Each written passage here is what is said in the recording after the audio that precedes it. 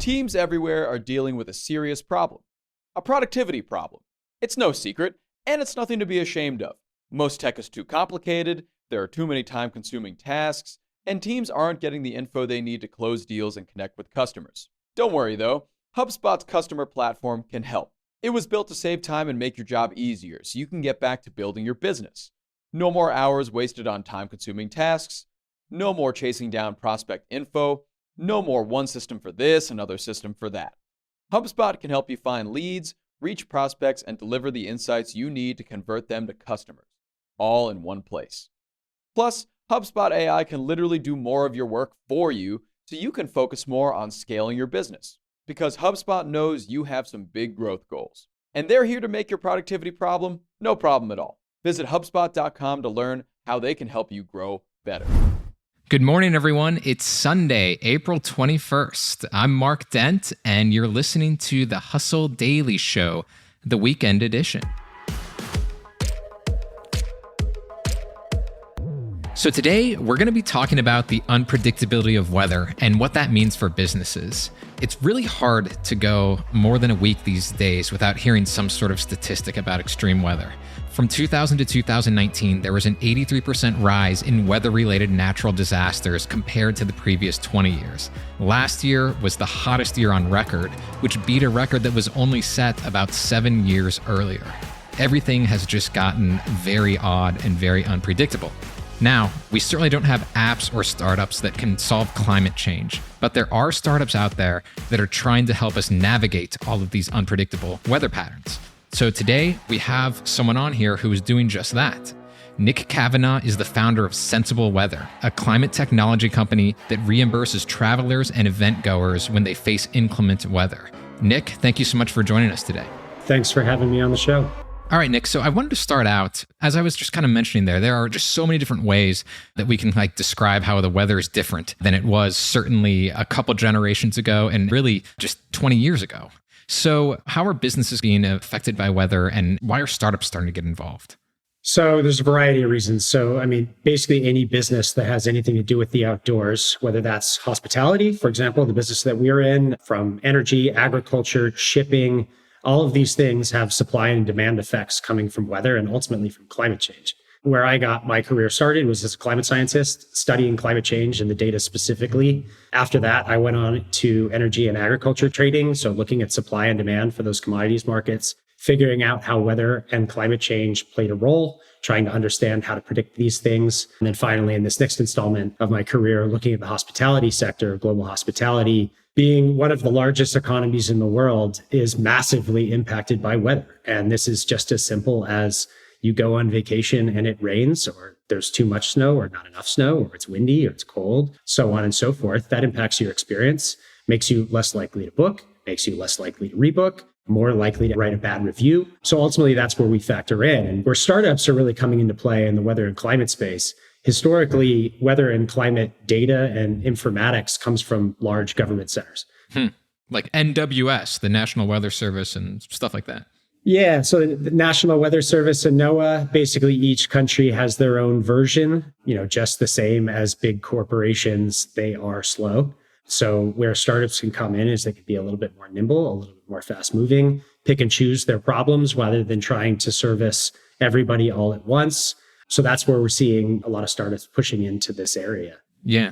And so, Nick, you were mentioning there's some of these tie-ups that the economy can have because of weather, and we'll get into sort of hospitality a little bit later and more of what you're doing with it. But you brought up the supply chain, which is something that has kind of come up a lot. I think everybody's learned a lot about the supply chain since COVID, people who never otherwise thought about it.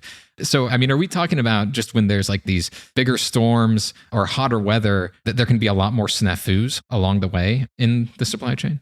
Yeah, so you can think of supply chain, the way that I generally think about supply chain and weather impacting it, you think about shipping and you think about domestic freight. So oftentimes domestic freight, these are trucks. So trucks have, icy weather, snowy weather, hail, they get delayed, they get damaged, they crash, they never make it there. And then on the shipping side of the world, big storms at sea can cause delays, they can cause shipwrecks, so on and so forth. And that's really, when you think about those types of things, it's sort of when you're thinking about one particular shipment, that's sort of the catastrophic case. It never arrives, it gets damaged. There's also a lot of other things where You think, for example, if you're transporting food, a concept called spoilage. Right. So with trucks, there are refrigerated trucks and non-refrigerated trucks. Refrigerated trucks are more expensive. If you're transporting a bunch of tomatoes, you might make the bet at the start of that journey that it's not going to freeze along the route. If it does freeze along the route, you've then lost all those tomatoes.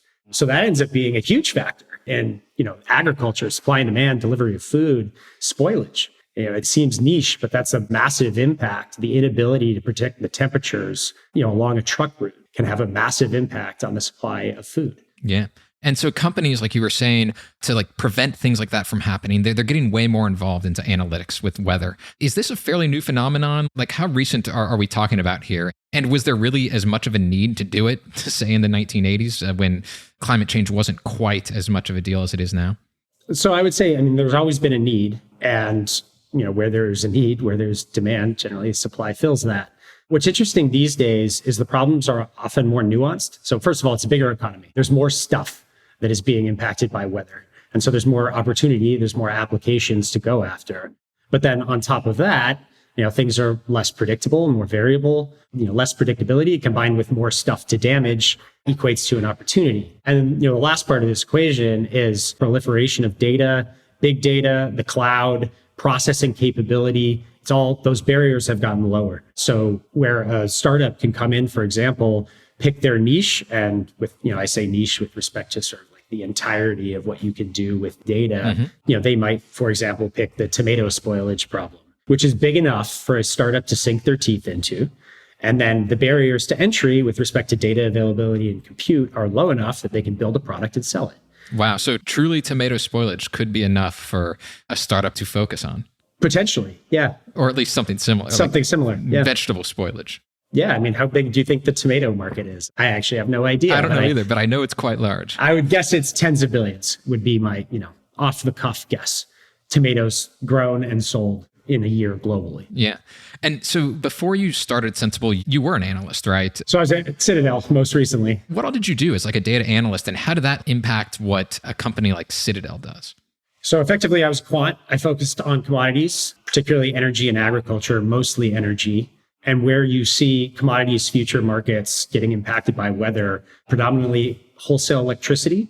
So this is the price of electricity that's traded around behind the scenes before it hits a retail market, traded around behind the scenes by the utilities, by major producers, by demand centers. PG&E, for example, might be trading in an electricity market, as well as natural gas. So natural gas is, in the US, it's the margin fuel. So it's the fuel that gets burned to make up a deficit when demand exceeds supply. So because of that, weather historically impacts electricity demand. So if it's very hot or very cold, people turn on their heat or they turn on their AC.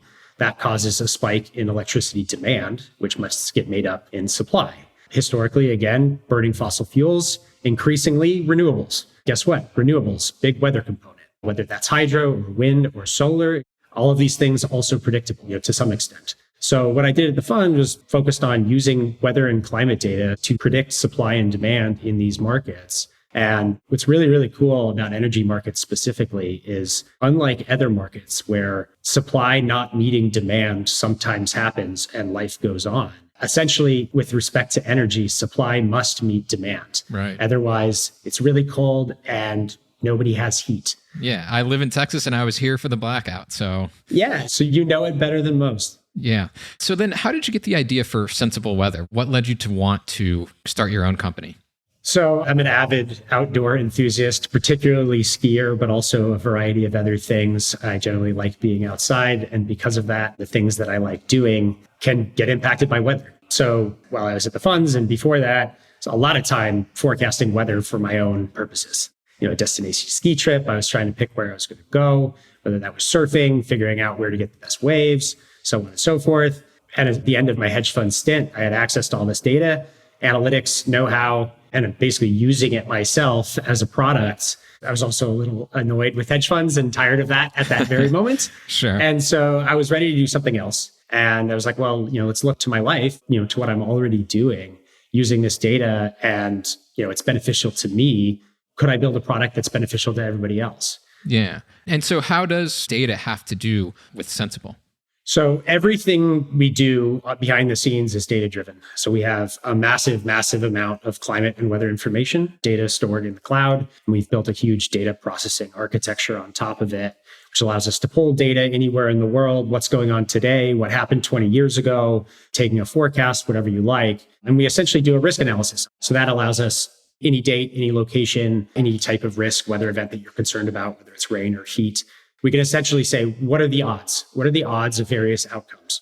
And this is akin to a forecast, a type of forecast called a probabilistic forecast, where you can say, most consumer forecasts, you look 5 days out, it says the maximum temperature is going to be 76 degrees Fahrenheit. There's actually uncertainty bounds around that. There's a chance that it's 70 degrees Fahrenheit. What is that chance?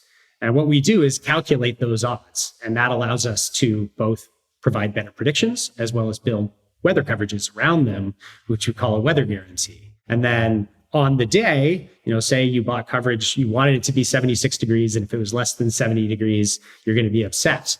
We monitor weather in real time at that location. And we can say, it's 69 degrees today. You didn't want that. We can send you a text message that says, hey, it's too cold. We said that we would cover you in the event that it was too cold. Click here and get your money. Wow. Okay. So I want to unpack that a little more because I think it's super interesting. And, people always know travelers insurance and they don't always trust it all the time, but we don't need to get into that. But your product, it's a bit different than that. Tell me, to be clear, just how this weather guarantee works. Are you working with hotel operators and event operators, or are you working directly with consumers? Is it a mix of both? Kind of explain exactly how someone would buy it or come across it. So we sell exclusively through our partners. And by partners, you mean like hotels? Hotels, theme parks, ski resorts, so on and so forth. We think it's very important to build context around the products, at the point when somebody is purchasing something. There's a lot of benefits that we can provide when we're offering to cover something, eases consumers' minds, and they're more likely to book. Moreover, that's the opportunity to sell a product. So we work exclusively with our merchant partners, as well as the tech platforms that they use. So oftentimes it's a third-party software company that, for example, would power the checkout flow on, hotel.com. We will integrate with them. And then when you, the consumer, goes to book that hotel on the hotel's website, ultimately we're transacting with this software platform to sell a weather guarantee. About how many weather guarantees have you sold, by the way? A little north of 80,000, covering something 250,000 or 300,000 days. Yeah. And so it's like if a consumer who's looking to book a hotel stay or maybe like an outdoor event, they would see it when they're checking out. They would see do you want this weather guarantee? And it would explain what it is. That's correct. And so what are people buying them for? You brought up that scenario of hey, I want it to be 70. So if it's 68, I want, some sort of reimbursement. What exactly are people using these weather guarantees for? So out there in the real world today, we cover rain, high heat, and snow. We've also tested other variables, things like wind, air quality. Essentially, there are lots of products that we can configure where on the back end, it's all just this massive source of data. And the data is the data to us. If the data says that you've passed some threshold, which is predefined, whether it's temperature or air quality, that will be a triggering event for us to reimburse. The vast majority of what we do is rain. The vast majority of the time, the thing that is going to ruin somebody's vacation is rain. So coincidentally, of course, we started with rain. It's the biggest opportunity. Within types of things that we cover, it's kind of some backstory on Sensible. I started this company basically January 2020, just before COVID. Yeah. So it was interesting. For a year there was basically no one to sell to. And then once we got to market, it was pick and choose what's available, what's open. Conveniently, there was a big push when travelers were coming back around to thinking about traveling again. Of course, they all wanted to do something outside. They don't want to get on an airplane. They don't want to go to a stuffy hotel room. They're concerned about COVID. We found our first two niche, pseudo niche markets, theme parks and camping. Definitely didn't expect that when I started the company. Nobody expected COVID. But, from there, we've been able to grow our coverages to golf and ski resorts and anything under the sun effectively. Yeah. So somebody who's camping, if they buy the weather guarantee and it rains or something like that, so do they get just a reimbursement for the amount of money they paid to stay at that lodge or something for that day is essentially what it is? For that day. Yeah. That's correct. So when we have multi-day bookings, which is very common, camping hotels, for example, we basically have one policy for each day. So if the whole thing is a rainout, you get all your money back for all the days. But if only one day is impacted, you would get that day's average daily rate back. Yeah. So what have you found? Like you mentioned you've sold about 80,000 of these. How do you think you can grow? Where do you see the company going? What's going to kind of be the next steps? So there's the bread and butter point of sale stuff that we do, which is more hotels, more hotel platforms, get in front of more consumers, more domains, URLs online when people book stuff. So that's sort of like base case. There's lots of merchants out there in lots of different industries, and we have to embed with their tech providers, or if their tech is in-house, embed with them directly to surface offers in front of their consumers. So that's the easiest explanation of, one route to growth, but it's not the only one. One thing that I'm particularly excited about is premium credit cards. So just like you have travel insurance baked into your Chase Platinum, Chase Reserve, we could bake in a weather guarantee. Every hotel booked on this particular premium card comes with weather coverage, which would automatically reimburse that night's stay. That's not a transactional thing. It's a blanket coverage, but that's another really interesting route to scale. And then another sort of analogous type of thing where if you think of a hotel booking, we could have an optional add-on where a consumer opts in. We can also bundle it with the room rate. So this is kind of like the all-inclusive package. Yeah. Ultimately, while I have to remain agnostic about which path ends up leading to success for us, as a founder, we have to be open to opportunities, whichever one, goes in the right direction in growth. And where I really want to see Sensible, both for myself and this company, but also for the world, is the baked in option. I want this to be a seamless flow of funds where anytime you're doing something that's weather impacted, that's making you upset or ruining the trip, we essentially push you some money. Can we make that day better in the moment, right at that time where you're like, this is not what I wanted. This is not great. Can we make the whole thing seamless? I'm glad you brought that up because I wanted to ask, why do you think people want this? Because if it is a rainy day when you're going camping, you can't go back in time and rebook it for the next week when it's sunny, which would obviously be the most ideal situation. Why do you think it is people want something like this? Does it really make them feel better to, get a little bit of a reimbursement?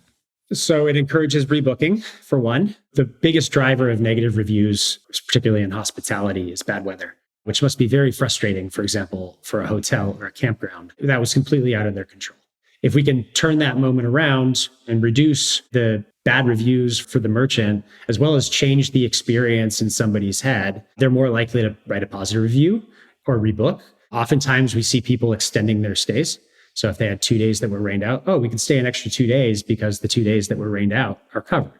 These are the types of things. And we generally think about our go-to-market in two categories. There's sort of the hospitality use case, generally lodging, whether that's camping or glamping or hotels or a vacation package, multi-day. You're doing lots of different things during the day. Maybe if it's rainy, you go to the spa, and we're essentially making your choice to go get a $300 massage a little bit easier with more money in your pocket.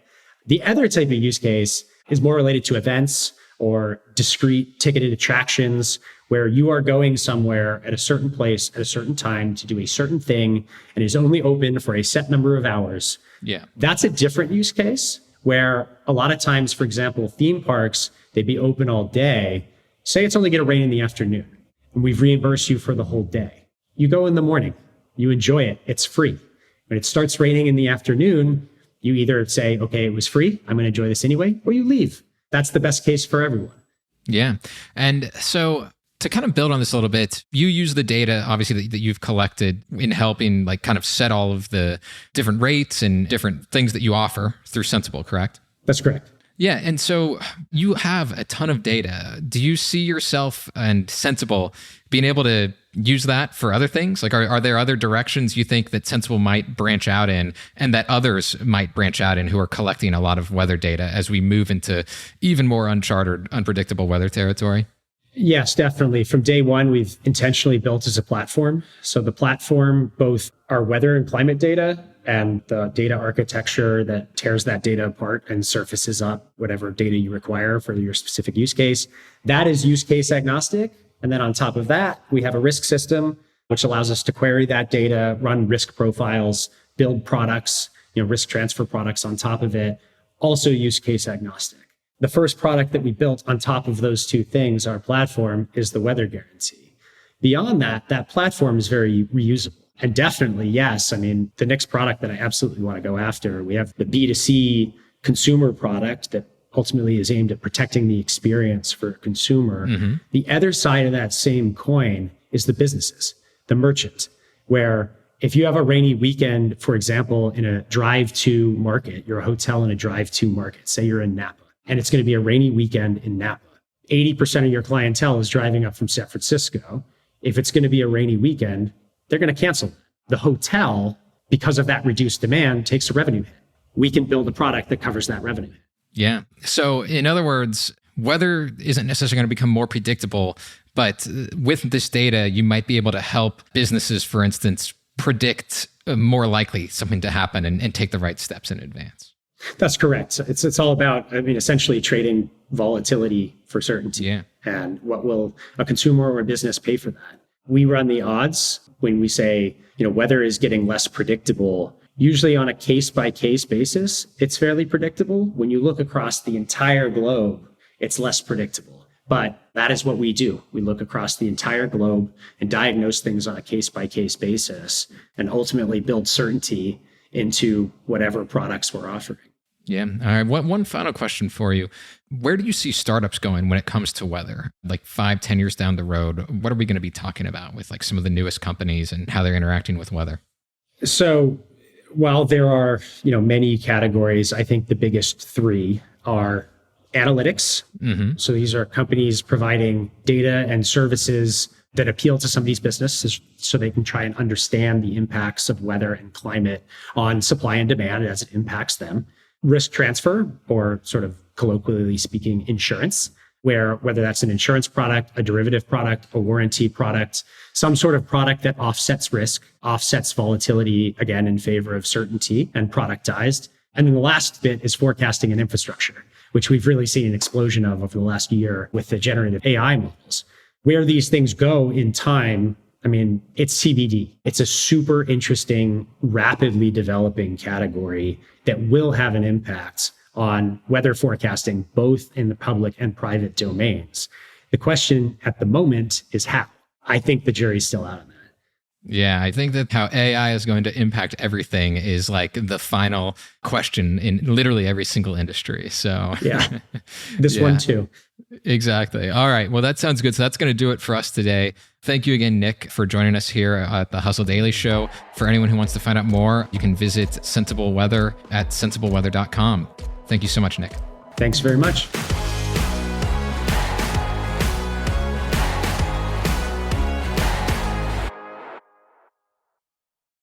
Hey everybody, this great new podcast just came out and I can't wait to tell you about it. It's called The Next Wave, AI in the Future of Technology, and it's hosted by Matt Wolf and Nathan Lands. And of course, it's brought to you by the HubSpot Podcast Network, the audio destination for business professionals. You can catch The Next Wave with Matt Wolf and Nathan Lands, who are leading AI creators who are your guiding light in the AI and technology frontier. AI technology is transforming the way we do business, and the media landscape is a bit fragmented, but The Next Wave strives to be the leading podcast on AI technology and how you can apply it to growing your business. You can listen to The Next Wave wherever you get your podcasts.